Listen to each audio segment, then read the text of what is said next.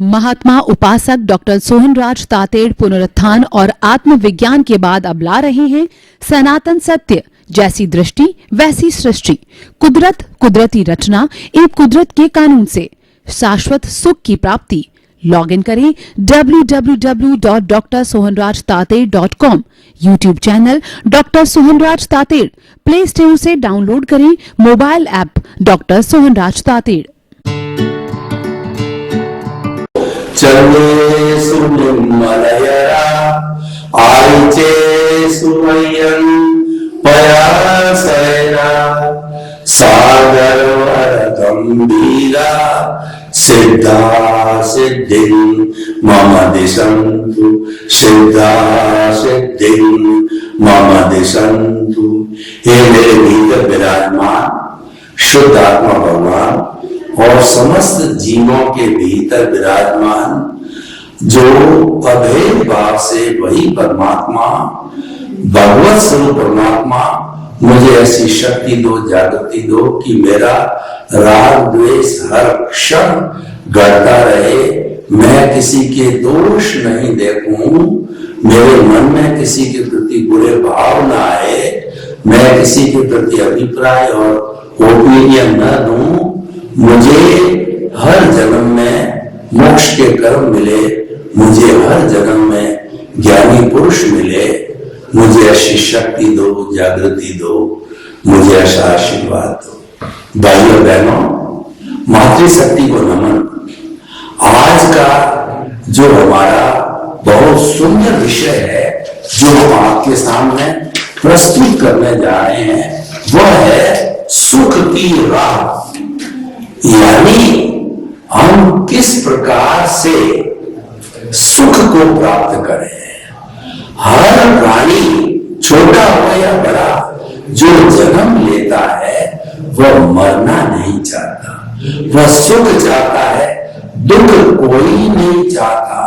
दुख तो हो जाता है, दुख तो आ जाता है। ये होना और करना ये दोनों अलग अलग बातें हैं।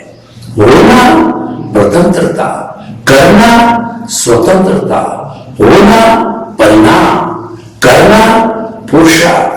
होना ये जड़ जगत से जुड़ा हुआ है और करना ये भाव जगत से जुड़ा हुआ है, क्योंकि जो हमारी चेतना है वही चार्ज कर सकती है, जड़ चार्ज नहीं कर सकता है।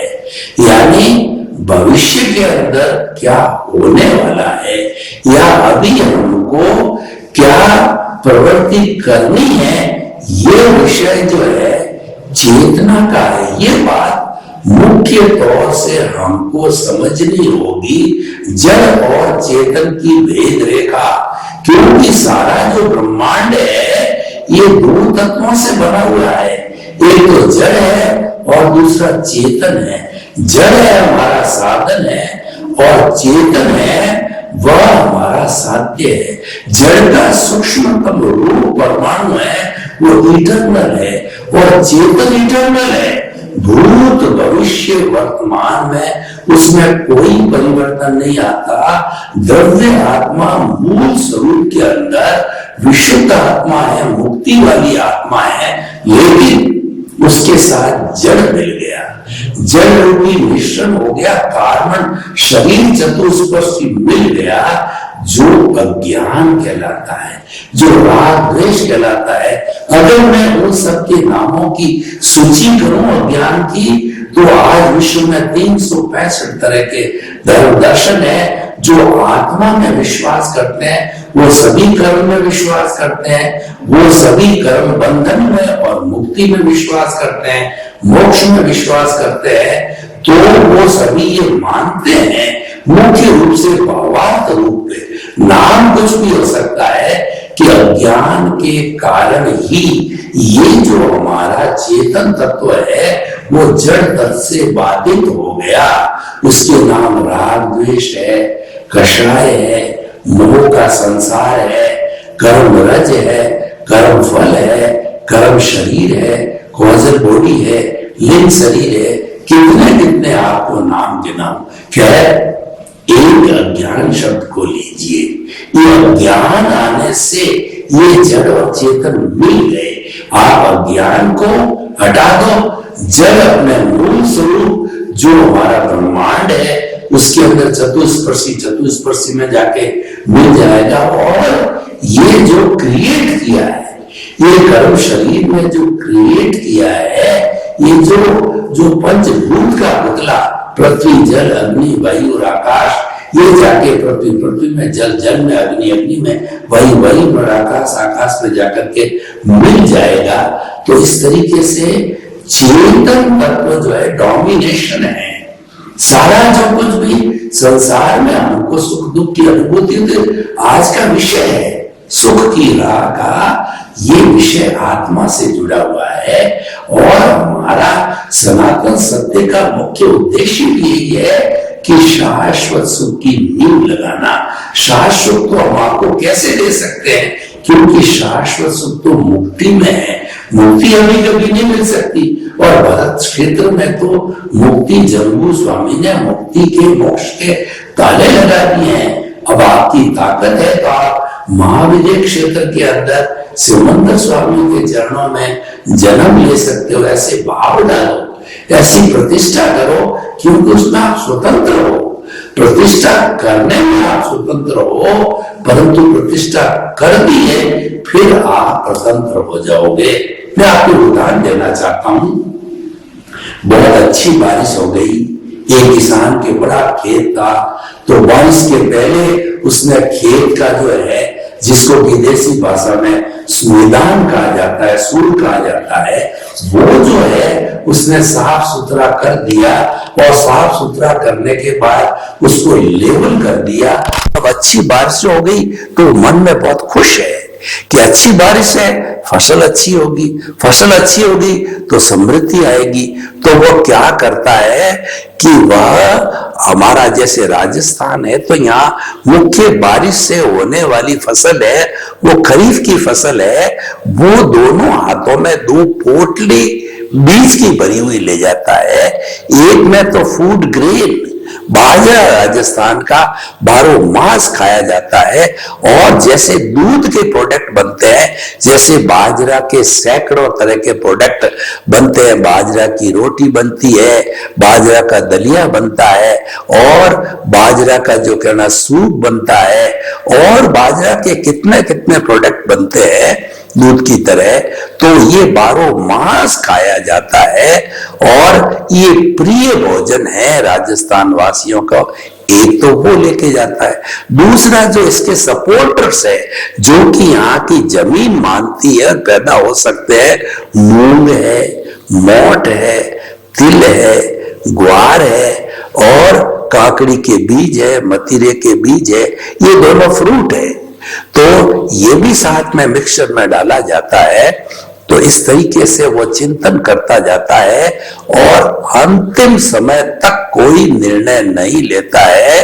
और फिर लास्ट में जाके हल चलाने की बात होती है तो मिक्सचर की पोटली उसके फनल के ऊपर डाली और सारे खेत को वो खड़ देता है। फिर जब घर आता है तो रात के समय में सोते समय उसका चिंतन होता है कि देखिए, मैं मेरे यहाँ का इस जमीन का जो फूड ग्रेन बाजरा बहुत मीठा होता है, बाजरा का तो मैंने बोया नहीं है, तो अब 12 महीने का भोजन है जो मैं प्रिजर्व कर लेता हूं, मैं इकट्ठा रखता हूं, 12 महीने तक उसमें बाटलियां वगैरह डाल करके स्टोर किया जाता है, वो सड़ता नहीं है। तो अब मुझे बाजार से लाना पड़ेगा, कैसी टेस्ट का मिलेगा, क्या है, थोड़ा उसके चिंतन के अंदर आया ये बात। अब वह कुछ नहीं कर सकता।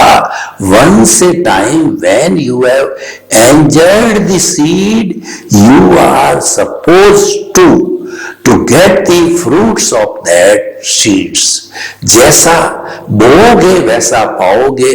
बो दिया है, स्वतंत्र हो गए, वही आपको मिलेगा।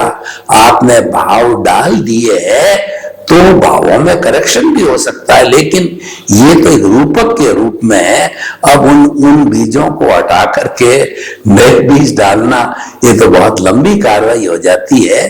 तो कहने का अर्थ ये होता है कि जैसे आपने भाव डाल दिए फाइनल रूप से, तो आपको वही द्रव्य कर्म के रूप में परिणाम मिलेगा, और वह परिणाम हम भोगते हैं।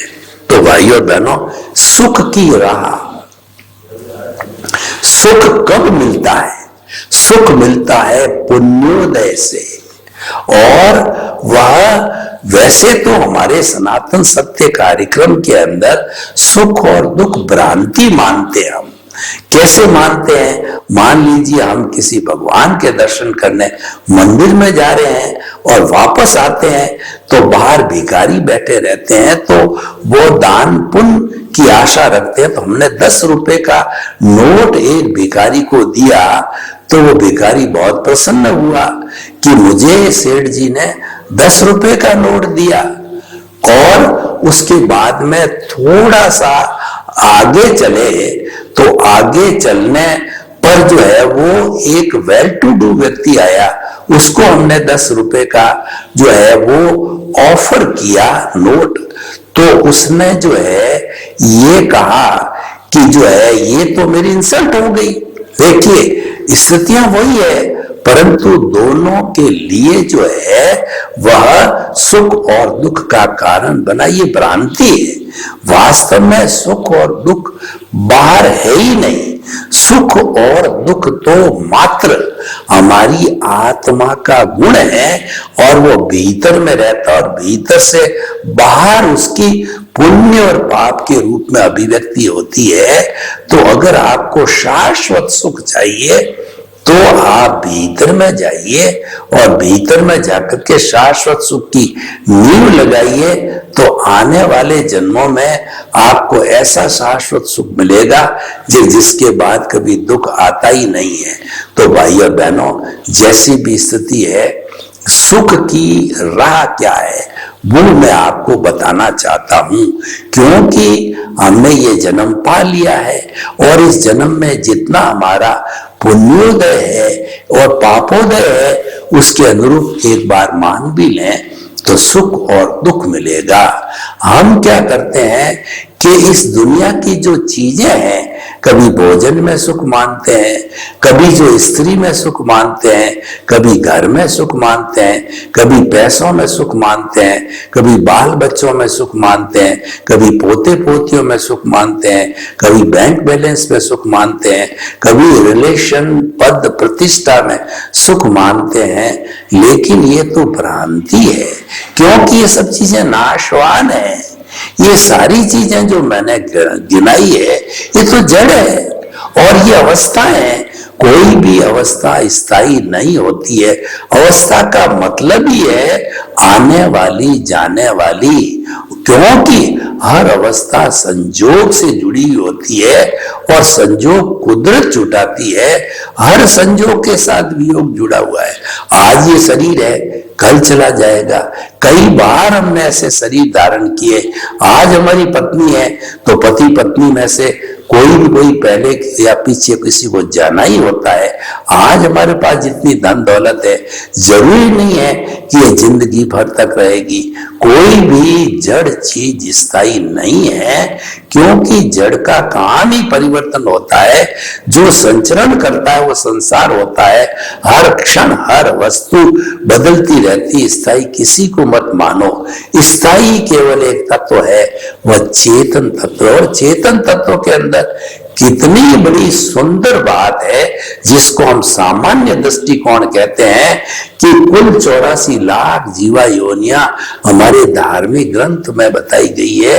And those all are the birth places. उनकी हम संख्या करें तो वह संख्या अनंत है। और देखिए, जो हमारे धार्मिक ग्रंथ बताते हैं, यानी हमारे प्रभु भगवान तीर्थंकर केवली बताते हैं कि एक भी चेतना क्रिएट नहीं की जा सकती है, न तो घटती है न बढ़ती है, उनका रूपांतरण होता है नरक गति, तिर्यंज गति, मनुष्य गति, देव गति, और अगर मोक्ष भी माने तो मोक्ष भी एक गति माने, घूमने वाली गति नहीं, परमानेंट गति। तो भी वह जीव सब मिला करके वह भूत भविष्य वर्तमान में एक्स है तो एक्स ही रहेंगे, और जो इसका साधन है, जड़ है, उसका सूक्ष्मतम रूप परमाणु है, जो कि केवल जो है अवधि ज्ञानी, मन प्रव ज्ञानी और केवल ज्ञानी देख सकते हैं। वह कोई भी अन्य साधारण प्राणी परमाणु को नहीं देख सकता।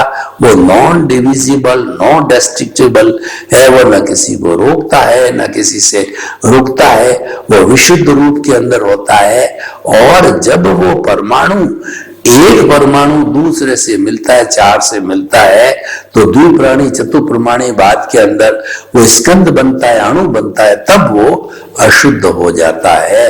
और जो हमको अभी जितना भी ये अणु रूप में, स्कंद रूप में जो दुनिया के बड़े बड़े पहाड़ है, सड़कें हैं, ट्रेनें हैं, जो आंखों से दिखाई देती है, ये सब स्कंद और अणु हैं। तो इसीलिए भाइयों और बहनों, हम आपको बताना चाहते हैं, जैसा आज का विषय है कि सुख की राह, हम आपको सुख की राह पे लाना चाहते हैं, आपको रास्ता बताना चाहते हैं, क्योंकि हमारा सनातन सात्य कार्यक्रम है, ये दृष्टि विज्ञान है, ये दृष्टि को बदलता है। जैसी दृष्टि वैसी सृष्टि। आप दिशा बदल दीजिए, दशा बदल जाएगी। आप नजर बदल दीजिए, नजरिया बदल जाएगा। यानी जो है, आपने सही दिशा पकड़ ली है तो निश्चित गंतव्य की ओर जाओगे। गलत दिशा पकड़ी है तो गंतव्य प्राप्त नहीं होगा। वो उसको भटकन बोलते हैं, वो भटका जाता है व्यक्ति। तो इसीलिए हम आपको राइट विजन, सही दृष्टि, सही राह बताते हैं। आपको आज हम आपको सुख की दुकान खोल करके बैठे हैं, सुख की राह बताने जा रहे हैं। तो भाइयों और बहनों, भौतिक जगत के अंदर सुख की राह क्या है? देखिए कि जो कुछ आपको मिलना है वो तो नियत होके आ गया है, आपको पता नहीं है। आप साथ में लेकर के आए हो पुण्य पाप का, इस साल का, इस उम्र का सारा जो है द्रव्य कर्म आप साथ में प्रारब्ध और उदय बाधे के रूप में लेके आए हो। जितना आपका जो कहना चाहिए कि आयुष्य कर्म है 60 वर्ष, 70 80 वर्ष का, वो लेके आए, उसमें फेर बदल कतई संभव नहीं है। वो ऑटो मोड से खुलेगा, समय आने पर खुलेगा। वो तो बैटरी है जो डिस्चार्ज हो रही है, समय समय पे वो 100 से जो 95, 98, आप 100 को कहोगी वो तो 1% हो जावे, संभव नहीं है। अपने हिसाब से जो है वो 1% में धीरे धीरे आएगी आयुष्य की समाप्ति के इर्द गिर्द। तो हम ये कहना चाहते हैं, ये तो चल रहा है, अब सुख भी मिलेगा, दुख भी मिलेगा।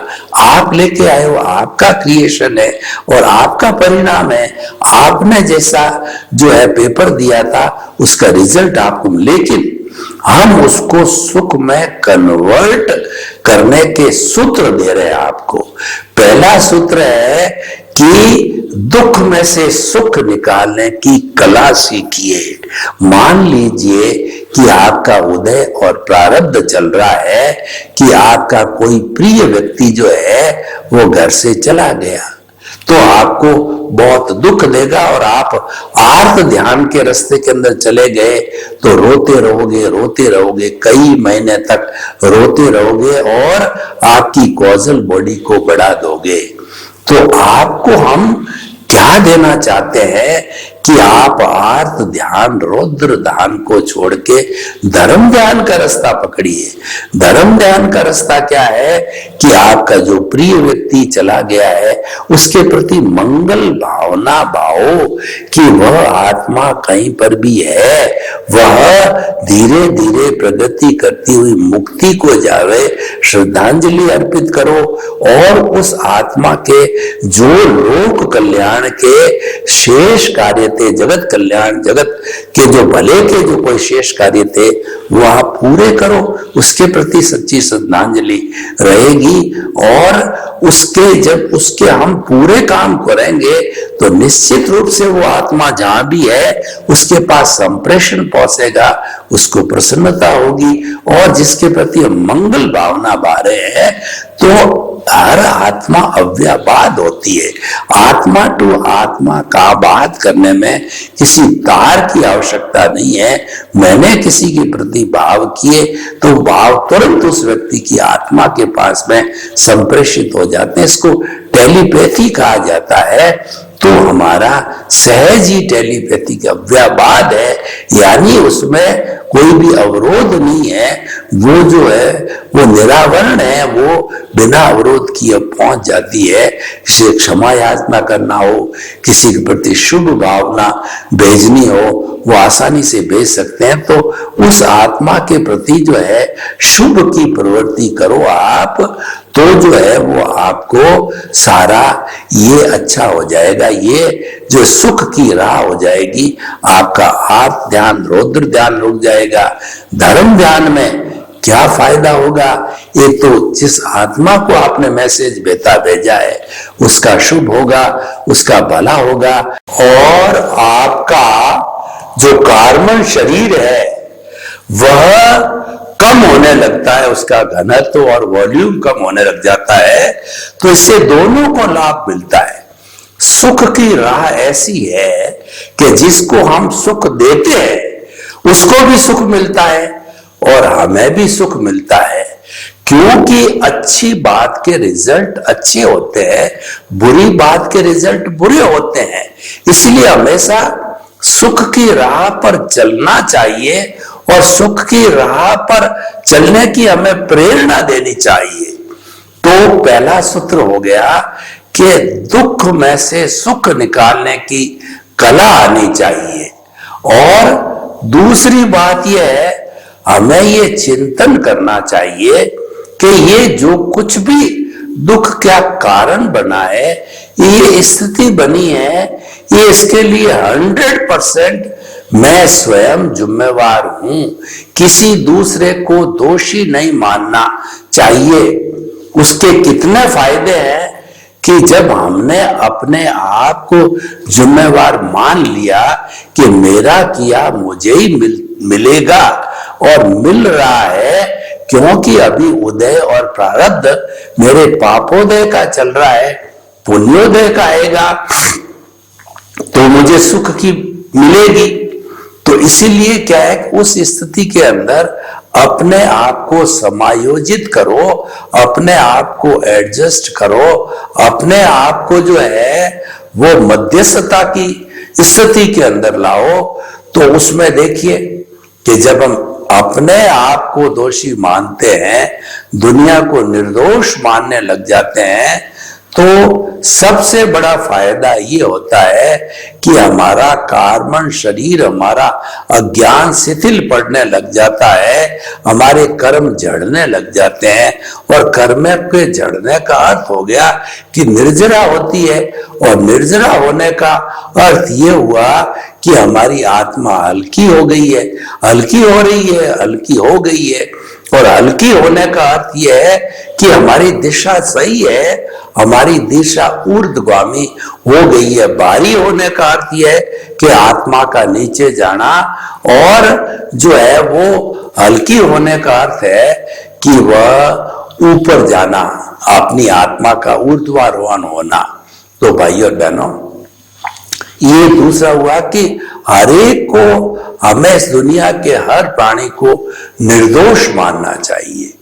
तीसरा, जब दुख की, देखिए सुख की राह का मतलब हो गया, अगर जब आपका पुण्योदय है तो आपको सुख मिलेगा, क्योंकि सीधा सा कबीरदास जी ने कहा है कि दुख में सुमिरन सब करे और सुख में करे ना कोई। जो सुख में सुमिरन करे तो दुख काहे का होए। जब हम भगवान को याद करते हैं तो दुख आता, जब याद करते हैं प्रभु मुझे दुख आ गया, मेरे को सुख की स्थिति में ले जाओ, तो हम अगर सुख में याद करें तो दुख आएगा ही नहीं, क्योंकि पानी के आने के पहले हम अगर पाल बांध दें, पुल बना दें, हम बांध बना दें, तो पानी हमारा क्या नुकसान करेगा? पानी तो आएगा ही, बारिश की ऋतु है। लेकिन ये जो व्यवस्था हमको करनी होती है, तो ये व्यवस्था हम कर लेते हैं, तो जो है दुख आने की स्थिति नहीं आएगी। लेकिन कोई बात नहीं, सुख और दुख तो दो पलड़े हैं, ये पुण्य पाप है, उदय प्रारब्ध के लिए हम आपको दोनों रास्ते बता दें।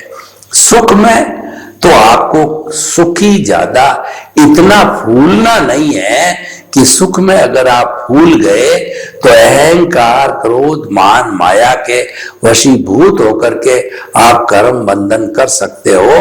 उसको तो नेचुरल रूप में लो कि भाई मेरा पुण्योदय है, मुझे प्राप्त हुआ है, तो अच्छी बात है, उसको शेयर करो, उसको बांटो, उसको एंजॉय करो, अच्छी बात है। लेकिन क्रोध, अहंकार, माया, लोभ के रास्ते नहीं जाना है।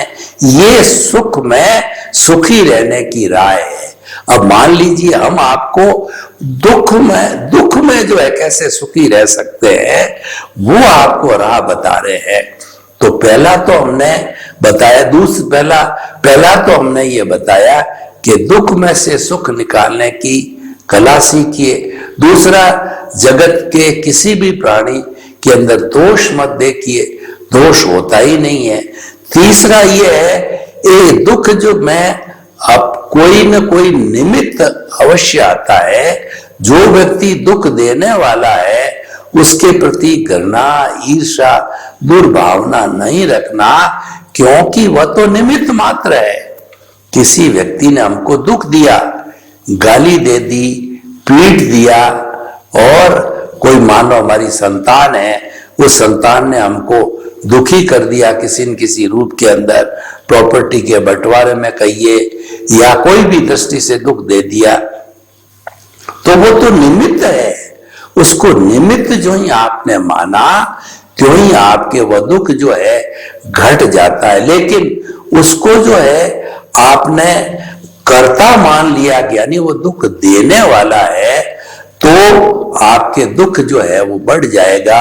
और जो ही आपने निमित्त माना, त्यों ही दुख घट जाएगा। और दुख घटने के साथ साथ के अंदर सबसे बड़ा काम जो है हमारे कार्बन शरीर के घटने का हो जाता है। तो इसीलिए हमने जो है वो निर्दोष माना, निमित्त माना, और जो है हमने अकर्ता माना। हम ये फंडामेंटल, ये यूनिवर्सल ट्रुथ है, ये लॉ ऑफ द नेचर है कि जगत के किसी भी प्राणी को जो है आप निर्दोष मानो, निमित्त मानो, अकर्ता मानो और शुद्ध आत्मा मानो। तो हमने अकर्ता माना उसको कि वो कर्ता हो ही नहीं सकता दुख देने में, और मैं भी नहीं हो सकता। दुनिया का कोई प्राणी जो है कर्ता हो ही नहीं सकता। जब कर्ता हो ही नहीं है तो दुख कैसे देगा? दुख तो मेरे कर्मों का उदय और प्रारब्ध है। उदय प्रारब्ध के अधीन कुदरत ने अपनी ड्यूटी करते हुए उसको निमित्त रूप में मेरे पास में भेजा है। तो बल्कि हमें उसके प्रति कृतज्ञता ज्ञापित करनी है कि तुम्हारा के प्रति बहुत बहुत कृतज्ञता, तुम आए हो, मुझे एनओसी दोगे और मेरा जो है जो सुख की राह खोलोगे और मेरे लिए मुक्ति का मार्ग खोलोगे। जब मुझे आप सब लोगों की एनओसी मिलेगी तभी जाकर के मुझे मुक्ति मिलेगी। बिना सबकी एनओसी के मैं मुक्ति को नहीं जा सकता। तुम तो मेरे हितैषी हो, तो हम उसको हितैषी रूप में मानते हैं। निमित्त तो सुख की राह खोल देते हैं, हमारा दुख घट जाता है। और शुद्ध आत्मा स्वरूप हमारे जो राग द्वेष क्यों पैदा होता है कि हम कोई भी व्यक्ति जो है किसी दुनिया का कोई कार्य कर रहा है, उसको हम कहते हैं कि ये गलत कर रहा है, ये सही कर रहा है। हर व्यक्ति अपने अपने कर्म के अधीन कार्य करता, उसकी स्वतंत्र सत्ता नहीं है। वो भी उदय और प्रारब्ध के अधीन कर रहा है, चाहे अपराधी है, चाहे जो है वो कहना चाहिए स्लॉटर हाउस चलाने वाला है, जेब कतरा है। मैं ये नहीं कहता हूं कि ऐसे लोगों को शरण देनी चाहिए, प्रोत्साहन देना चाहिए। मैं तो जो है वो शाश्वत सत्य की बात बताना चाहता हूं। वो सारी उसको शुद्ध आत्मा समझोगे तो आपके कोई राग द्वेष पैदा नहीं होगा, दुख नहीं। जहां राग द्वेष है वहां दुख है, और जब राग द्वेष पैदा नहीं हुआ तो दुख पैदा नहीं हुआ, और राग द्वेष नहीं है तो ऑलरेडी जो है आपका कर्म शरीर है वो घटता रहेगा।